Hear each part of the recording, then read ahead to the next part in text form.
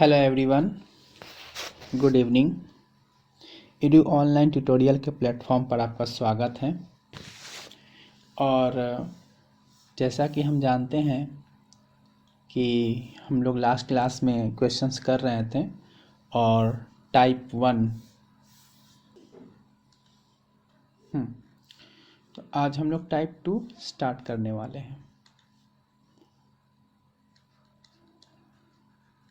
Type 2 हम लोग क्या कर रहे थे कि प्रॉफिट एंड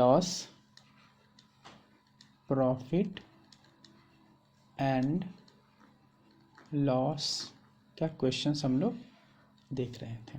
ठीक है, तो पहला क्वेश्चन हम लोग देखते हैं।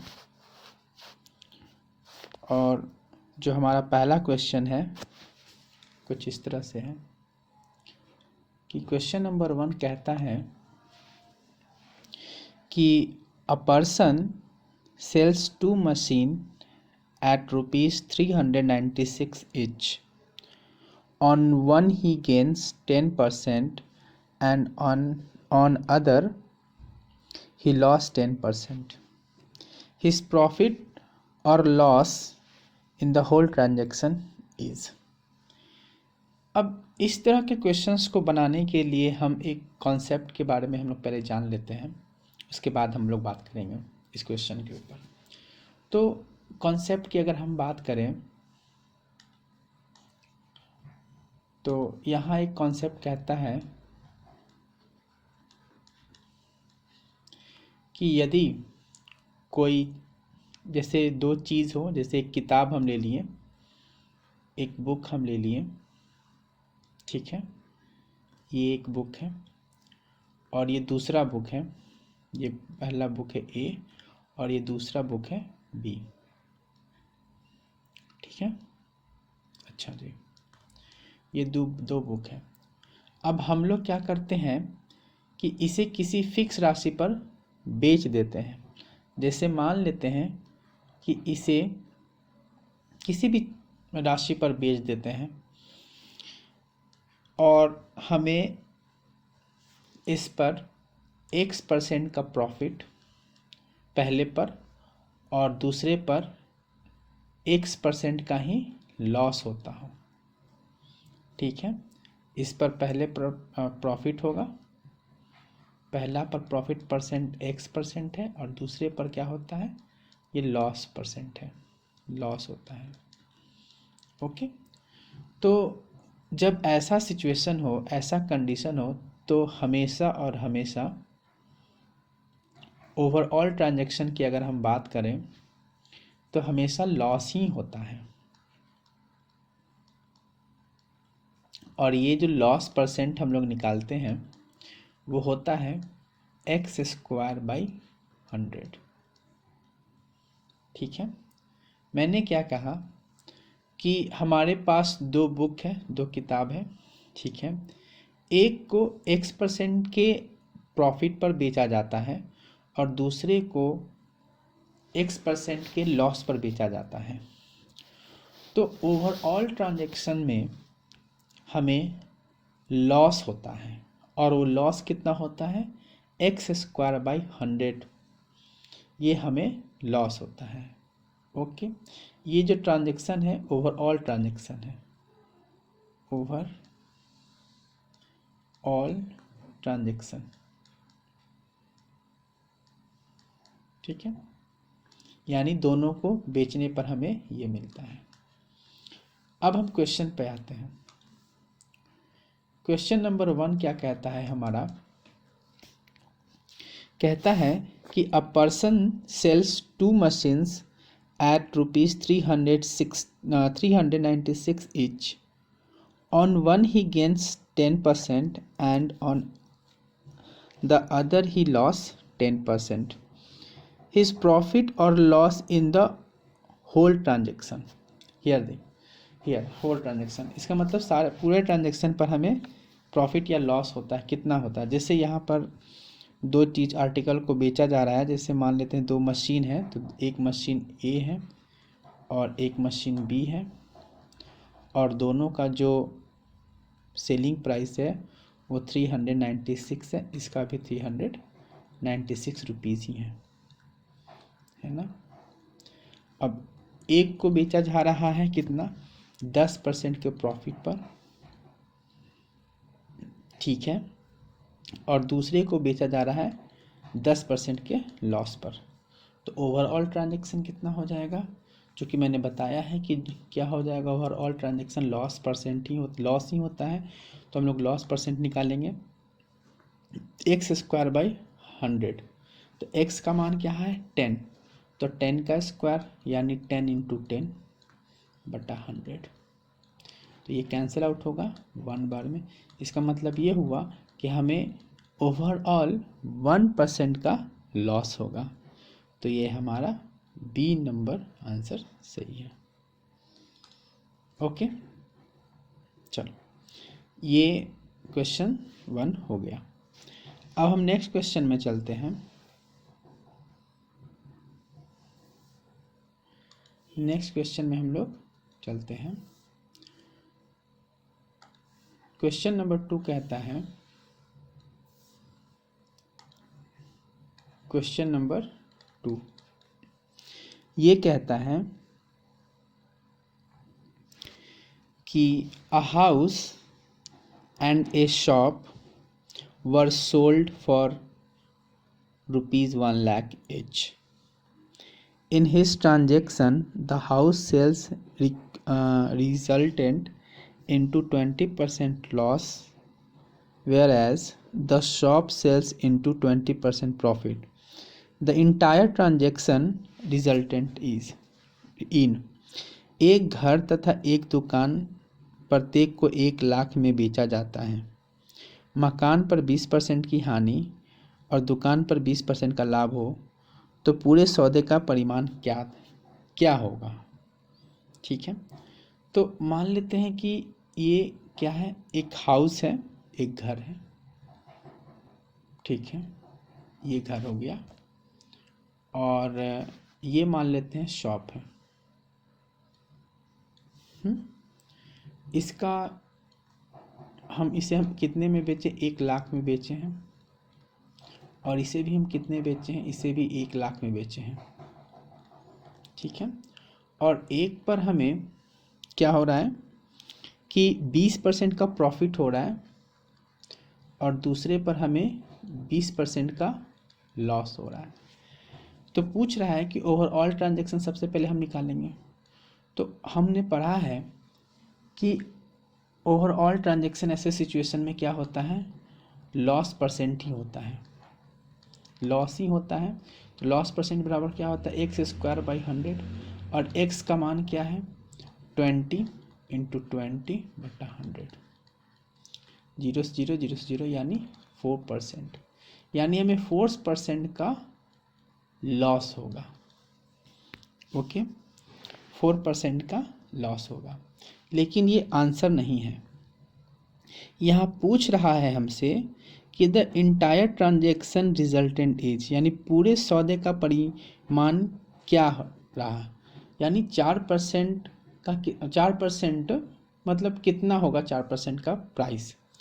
तो हमने देखा कि 4% का लॉस हुआ, ओवरऑल अगर हम बेचते हैं तो 4% का लॉस हुआ। इसका मतलब ये हुआ कि 100 रुपया में अगर हम ख़रीदे होंगे तो 96% में हम बेचे होंगे, क्योंकि 4% का तो लॉस हो रहा है। इसका मतलब ये हुआ कि 100 यूनिट में अगर हम ख़रीदते हैं तो 96 यूनिट में हम बेचेंगे।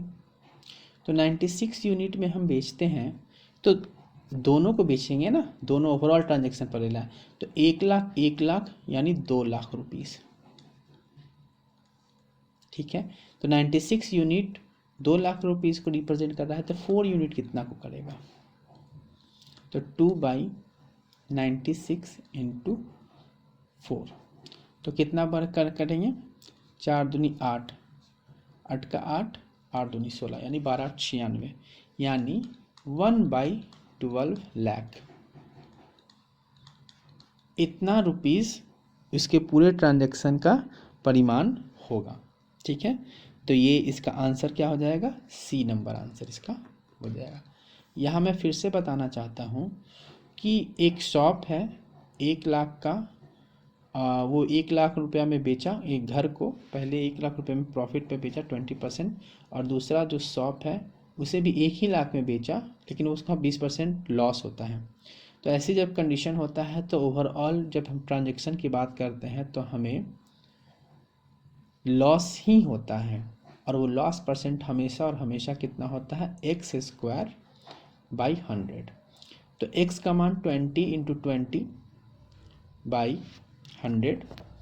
तो ऐसे सिचुएशन में 4% का लॉस हो गया, लेकिन हमें यहाँ 4% नहीं पूछ रहा है, वो पूछ रहा है कि 4% का मान क्या है। ठीक है, हमें परिमाण बताना है, यानी कितना रुपया हमें लॉस हुआ।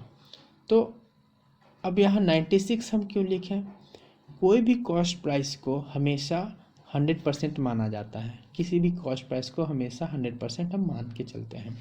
तो अगर मान लो 100% मान लिए या 100 यूनिट मान लिए, तो 4% का लॉस हो गया, यानी 4 यूनिट का लॉस हो गया।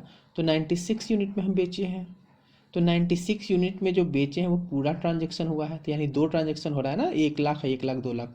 तो 96 यूनिट को रिप्रेजेंट कर रहा है यहाँ 2 लाख। तो हमें कितना निकालना है, 4%, यानी 4 यूनिट का मान निकालना है। तो 4 यूनिट का मान कितना हो जाएगा, 1/12 lakhs। तो उम्मीद करता हूँ कि ये आपको समझ में आया होगा। अब हम नेक्स्ट क्वेश्चन की ओर चलते हैं।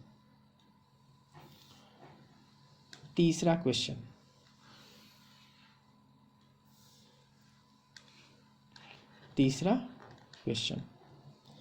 तीसरा क्वेश्चन कहता है कि an article is sold at A loss of 10%, had it been sold ₹9 more, there would have been a gain of 12:1/2% on it. The cost price of the article is। कहता है कि एक वस्तु को 10% की हानि पर बेचा जाता है, यदि उसे 9 रुपये अधिक में बेचा जाता हो तो उसे 12.5% का लाभ होता है। तो वस्तु का लागत मूल्य क्या होगा, यानी कॉस्ट प्राइस क्या होगा। ठीक है, तो यहाँ पर हम देख रहे हैं कि जो पहले हमें कितना 10% का हानि हो रहा है ना, हमें यहाँ कितना 10% का हमें नुकसान हो रहा है। तो यहाँ 10% हमें माइनस हो रहा है, नुकसान यहाँ माइनस रिप्रेजेंट कर रहा है कि हमें लॉस हो रहा है। फिर उसके बाद क्या हुआ कि हमें 12.5% का लाभ हो रहा है। तो 12.5% का लाभ हुआ। ओके, तो यहाँ देखो, तो यहाँ बीच में कहीं ना कहीं तो ज़ीरो होगा, 0% भी होगा, है ना। तो 0% से जब निगेटिव की ओर भागते हैं जा रहे हैं, तो यहाँ कितना है 10%। फिर यहाँ कितना है, यहाँ होगा 12%।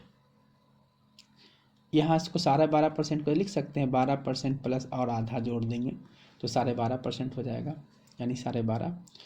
तो ये टोटल ओवरऑल ट्रांजेक्शन कितना हुआ, ओवरऑल को अगर हम जोड़ेंगे तो ओवरऑल का जो अंतर हुआ वो कितना हुआ, 10 इधर है और 12, 10, 10, 20, 2, 22 और आधा और, यानी 22.5। ये 22.5% का टोटल ट्रांजेक्शन हुआ। इसका मतलब ये हुआ कि शुरुआत में अगर हमें 10% का लॉस हो रहा था, अब बाय द वे किसी रीज़न से हमें क्या हुआ कि 12.5% का प्रॉफिट होने लगा। तो 10% से 12.5% का हम जंप किए, तो मुझे 22.5% हमें मिल रहा है। तो ये जो 22.5% है, जिसके कारण, इसी 22.5% के कारण तो हमें 9 रुपया का, ये 9 रुपया हम मोर कम अर्न कर रहे हैं। यहाँ बोल रहा है ना कि हमें बेचने पर वी गेट 9 रुपीज़ मोर। तो 9 रुपीज़ मोर क्यों हो रहा है, ये जो -10% से जंप हम कर रहे हैं 12.5% पर, इसी के रीज़न से तो हमें 9 रुपया ज़्यादा मिल रहा है। इसका मतलब ये हुआ कि जो 22.5% रिप्रेजेंट कर रहा है 9 रुपीज़ को, है ना। और मैंने अभी अभी बताया कि जो 100% है वो हमेशा कॉस्ट प्राइस को रिप्रेजेंट करता है। तो 9 अब हम सारे 22% को क्या लिखेंगे, तो 22 दूनी 44 तक 45/2, तो 45 × 2, और चूँकि 100 है 100% पर, तो 100 ये हो जाएगा। तो कितना हो जाएगा, 9 × 5 = 45 और 5 दूनी 10 20, यानी टोटल जो हो जाएगा ये हमारा 40 रुपीज़ कॉस्ट प्राइस हो जाएगा। ये क्या है, कॉस्ट प्राइस हो जाएगा। अब यहाँ परसेंटेज से परसेंटेज साफ हो गया ना, क्योंकि सारे ये 45/2% हो जाएगा ना 100%, तो यहाँ से परसेंटेज ख़त्म हो जाएगा। तो इसका मतलब ये हुआ कि 40 रुपये का हमें कॉस्ट प्राइस था। एक बार फिर से इस क्वेश्चन को मैं समझाने की कोशिश करता हूँ। कहता है कि एक आर्टिकल को सबसे पहले हम बेच रहे थे, तो हमें 10% का नुकसान हो रहा था, लेकिन कोई अचानक कोई दूसरा व्यक्ति आया, ठीक है, कोई व्यक्ति आया और वो हमें ज़्यादा पैसे दे गया, जिसके कारण हमें 12.5% का लाभ होता है। और वो ज़्यादा रुपया कितना देता है, 9 रुपया हमें ज़्यादा रुपया देता है। तो 10% जो 10 - 10% हुआ और प्लस 12.5% है, उन दोनों का डिफरेंस कितना है, 22.5%। टोटल इन दोनों का गैप कितना है, 22.5% हमें ज़्यादा मिल रहा है। ये 22.5% जो ज़्यादा मिल रहा है वो रिप्रेजेंट क्या कितना कर रहा है, 9 रुपया को रिप्रेजेंट कर रहा है, क्योंकि यहाँ क्वेश्चन में लिखा हुआ है कि हमें 9 रुपया ज़्यादा हमें अर्न करने को मिल रहा है। तो हम 9 रुपया ज़्यादा अर्न कर लिए। तो जब 22.5% 9 रुपीज़ को रिप्रेजेंट कर रहा है, तो हमसे कॉस्ट प्राइस पूछ रहा है, और कॉस्ट प्राइस हमेशा 100% को रिप्रेजेंट करता है। तो 100% जो है वो क्या करेगा, रिप्रेजेंट करेगा कॉस्ट प्राइस से हम लोग निकाल लेंगे, और ये हमारा जो कॉस्ट प्राइस आ रहा है वो 40 रुपीज़ आ रहा है। ठीक है, तो उम्मीद करता हूँ कि ये बात आपको समझ में आई होगी। नेक्स्ट आगे बढ़ते हैं। आगे हम लोग देखते हैं 4th number question. 4th number question कह रहा है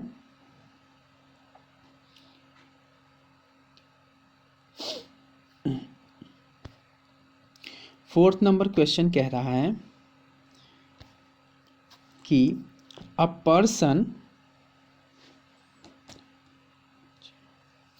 4th नंबर क्वेश्चन कह रहा है कि अ पर्सन sells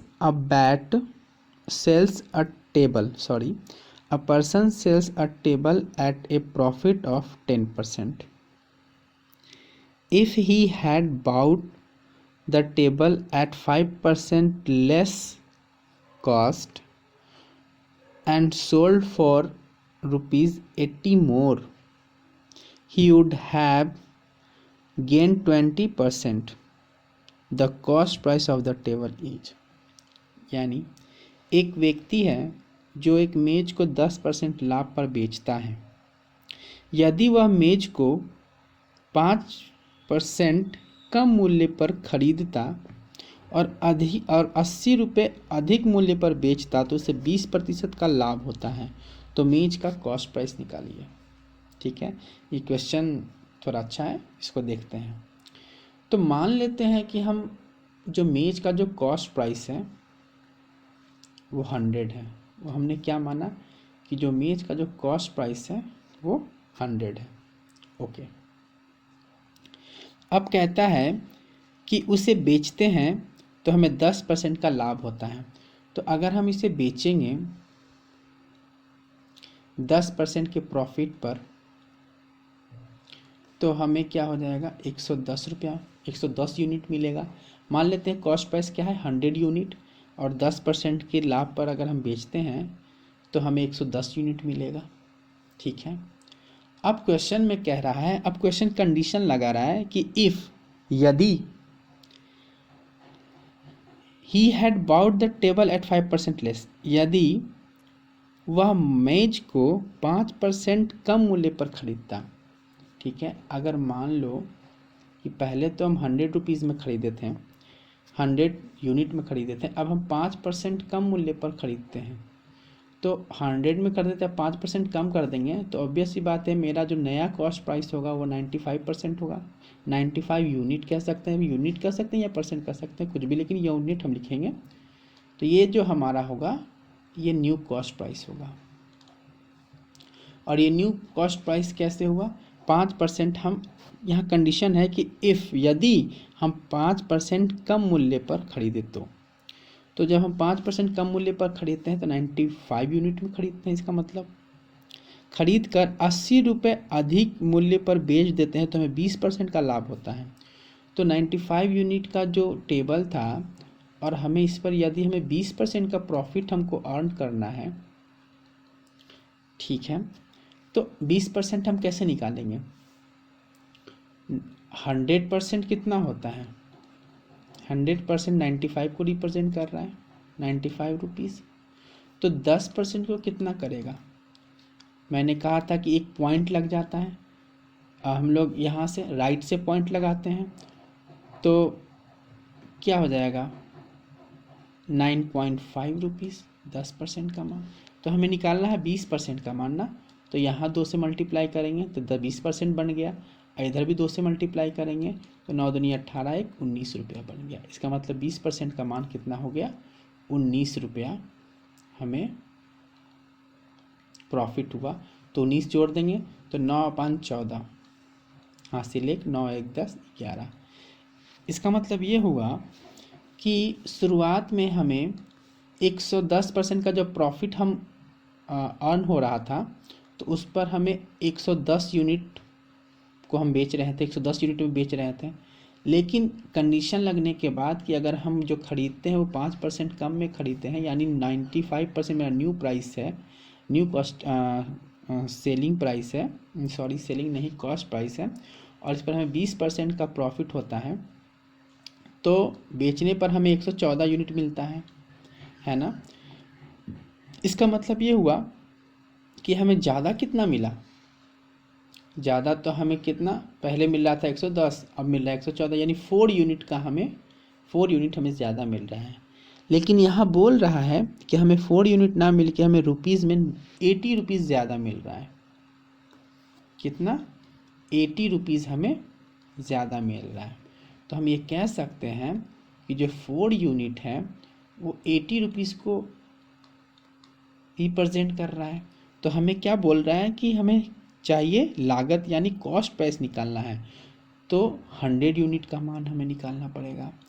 तो कितना हो जाएगा? 80/4 × 100, तो कितना हो जाएगा?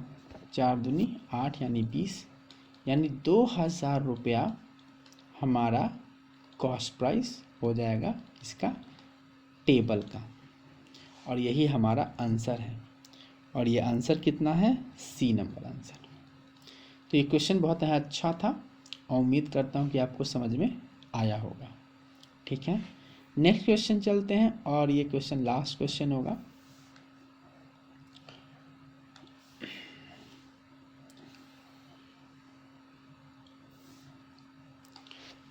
नेक्स्ट क्वेश्चन कहलाता है